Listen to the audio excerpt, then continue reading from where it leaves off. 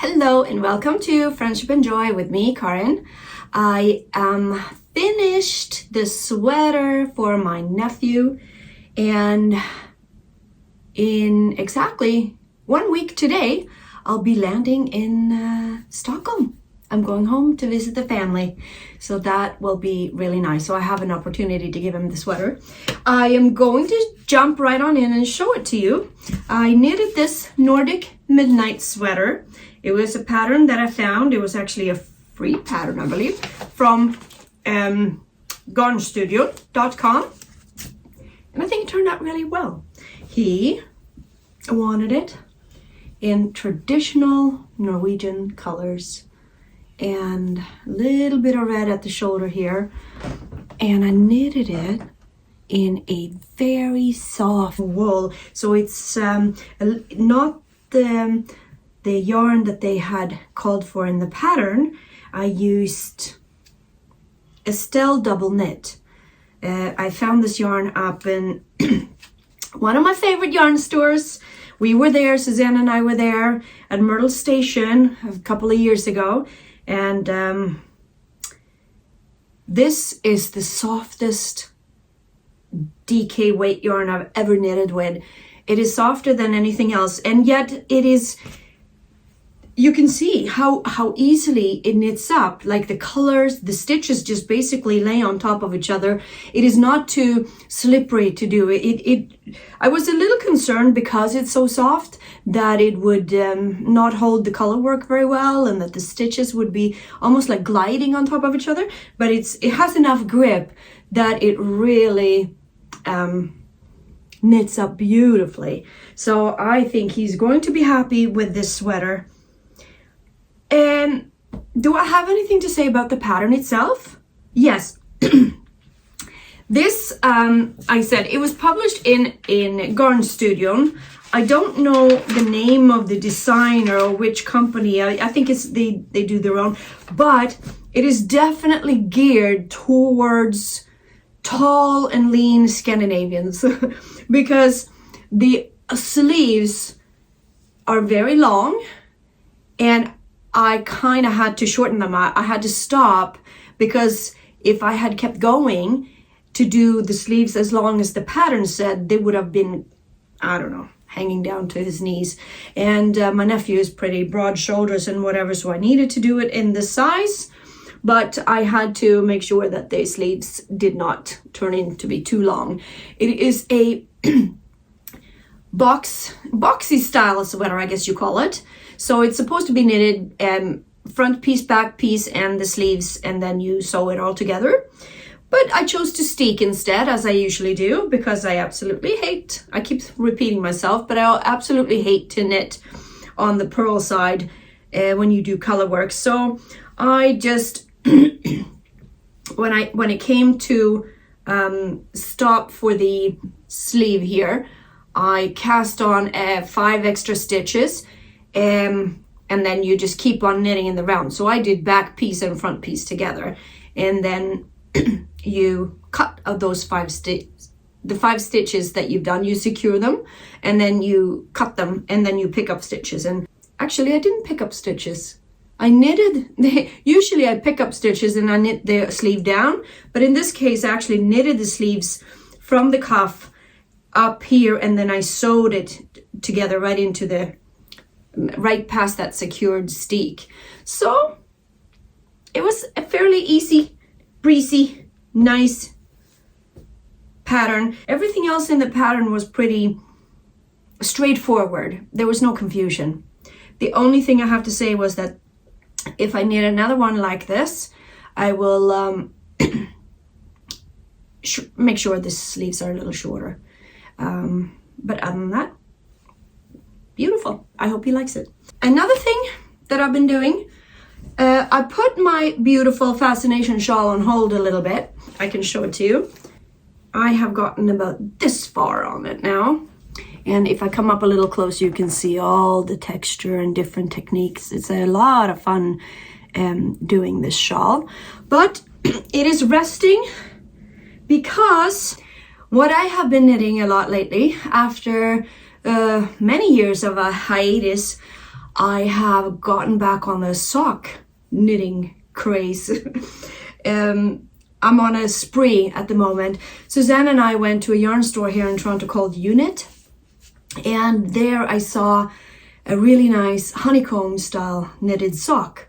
So I googled it and I found the pattern on Ravelry. It was published on their Unit Toronto's website, and it was called Tessellar sock. It's a honeycomb style sock, and it looks similar to this because I have to admit, I did not knit their pattern. I copied it. I just copied it. I looked at the sock and I did my own style, but I have to mention the pattern because it's a complete copy of what they have done. It might be different in the technique of making the sock, but when I knit socks, I always go to my handy dandy trusted simple knitted sock pattern for beginners. This was a sock pattern that was published in Canadian Living. That is the easiest sock I have ever knitted. Mainly, I think, because you knit the sock, you keep the stitches on 3 needles instead of 4. And once you familiarize yourself with the pattern, it is so easy. I don't even need to read the pattern anymore. I've memorized how to do them. You look at your needle 1, 2, and 3, and on needle 1, you always keep X amount of stitches. And on needle 3, you keep the same amount of X number of stitches. And on the needle 2, in between those, you keep the double amount of stitches. So you have the 2 end needles, if you will, make up the bottom of the foot, and the middle one is the top of the foot. And it is so easy to knit. Once you've figured it out with the heel flap and everything, it's not hard. I can do it in my sleep now. So I incorporated this Tessellar sock. I looked at the honeycomb style and I knitted it. The sock was constructed the way I always knit socks, and then down here I copied it also. So I have to say that I knitted the Tessellar sock pattern because I think it looks really cool with the honeycomb like that. So I got kind of creative. One pair I've already given away to my godson. He said he liked them. Here I did it in a gray and a hot pink, and I'm busy knitting the other for that sock number 2. When you knit socks this in yarn this thick, these are not meant to wear in shoes. These are basically sock you slip on when you want to sit in the couch and be cozy. It's just for warmth. It's almost like a slipper, if you will. It's in worsted weight. It's just a thick sock to wear and be cozy in for warmth. If you wanted to wear something, I think this lends itself, because when you knit honeycomb like that, it becomes a little bulkier anyway. So I think it would be a good sock just for warmth. What I like about this simple knitted sock pattern is that I can adjust, depending on the thickness of the yarn. I will do more stitches in some socks. The thinner the yarn, the more stitches. And then depending on what size you want to knit, you just kind of go up and down in number of stitches, but the technique is always the same. You divide the stitches so that you have half of them on the second needle, and the other 2, the first and the third needle, you split the remainder in 2. Now, honeycomb itself is not hard to do. It is done, this honeycomb style, you sometimes see in blankets. You see it in, not so much in sweaters, but mostly in shawls and blankets, and now apparently in socks. And it is also a fairly simple, it looks more complicated than it is. All you do is this. I'm going to show you how to do honeycomb pattern.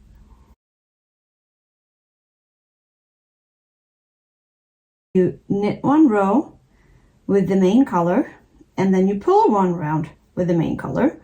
Then you take the contrasting color and you knit 3 to begin with. I find that if you start here, it looks good all the way through. and then you slip 2 with the yarn behind the work, and you knit 6,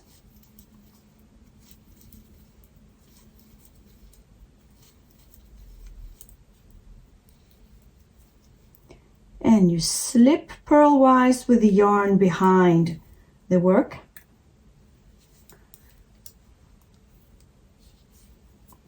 you slip 2 of them, and you knit 6, and you do the same thing for 6 rounds. Slip, slip, so when you have done 6 rounds of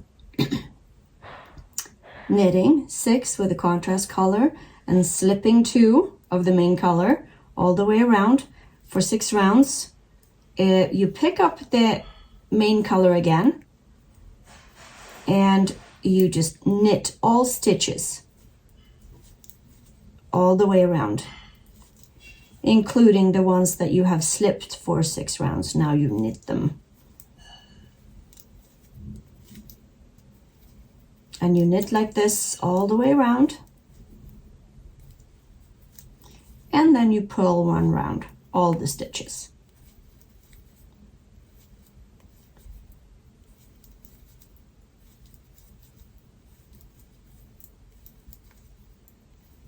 You begin with the pink color again, and you want to stagger these honeycombs now.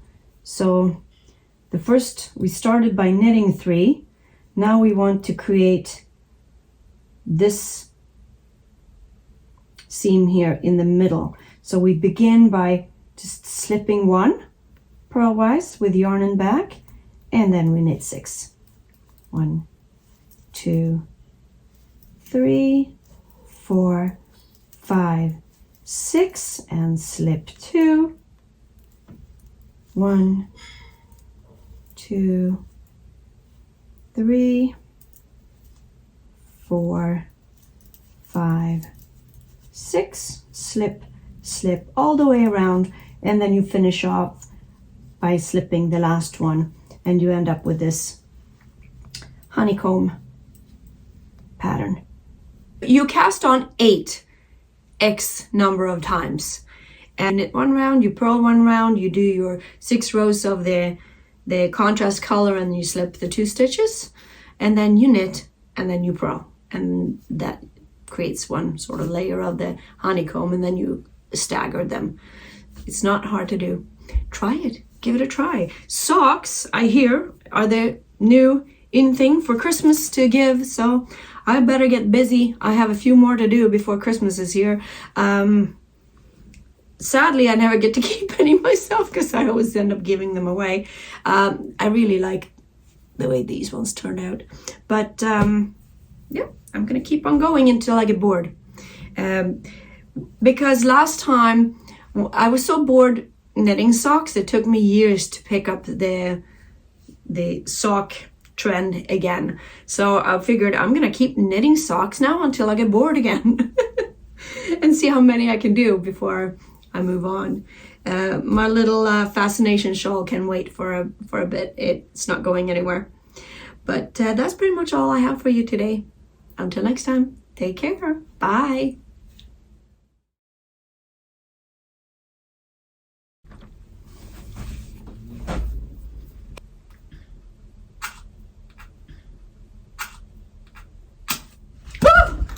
Hi, yeah, and welcome to Friendship and Joy. Ugh.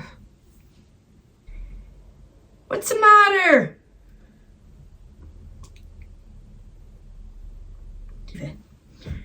Okay. Burn the house down. So there was actually, I did have a thought. The pattern. Oh, again. Okay, quickly before I forget again. Tessellar. Oh, all that running up and down the stairs. So, I can't believe it. I forgot the name of the sock. Tessellar? Okay. Interstellar. Tessellar. I know I'm blonde, but still.